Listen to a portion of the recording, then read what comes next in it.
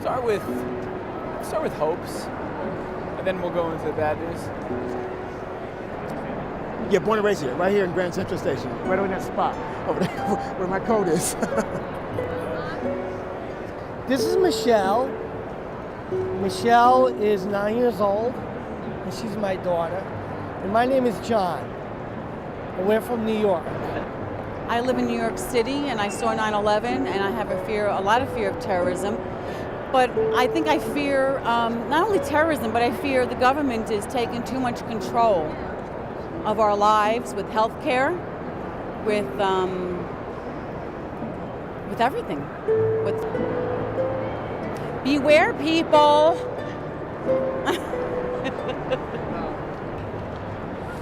I'm just very, very optimistic, even in a down economy. For the next decade, the best hope would be if the United States could get out of the two wars that we're involved in. I hope that my digital media company takes off and becomes the next Google. And let's see.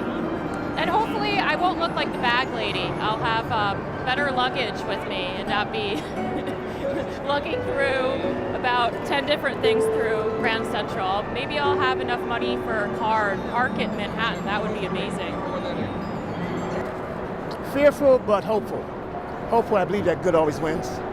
So, even though there's a fear there, my assumption is that good always takes over evil. So, things will work itself out. I'm scared. I don't know. I feel like people, like more hate is coming into the air and stuff. You know, like that's what I feel. I feel more hate. But I hope that our perception of things change. Okay, because we won't change as people. We grow up different ways. We grow up in different environments. We grow up in different cultures. But our perception of life itself and our value for it, hopefully that'll change. In 2019,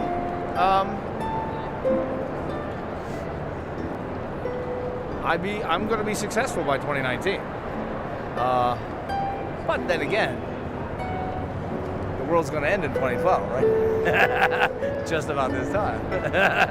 I feel like I could cook for my family and it could come in handy. So, you know, I want to be a chef, express myself through cooking. You know?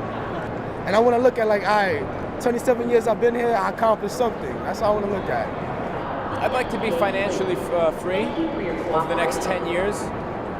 I do Muay Thai, so I'd like to get in a fight over the next year. And I want to have a big family. Like, I'm Albanian, and Albanians have big families. And I want to be there around Thanksgiving with everyone there with me, so it could be nice. No, I don't really have too many fears. I'm pretty confident. Well, also when I grow up, I hope I find a hot wife.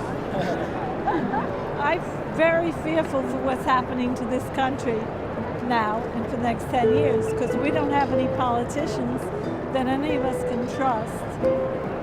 I have two boys in service, and I hope the wars are going to be over, and I hope we win them and not get into another dumb war. That's all. Future, I'm hoping that universal health care will pass because we're one of the wealthiest, or the wealthiest country in the world, and there's quite a large number of people that don't have health insurance, and I think that's definitely a shame.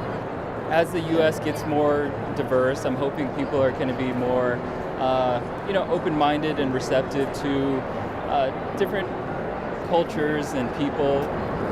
I believe in winning, and I believe there's always an opportunity to win, and there'll always be negativity coming at you from different forces. But if you stick to your principles and maintain your character, you'll win.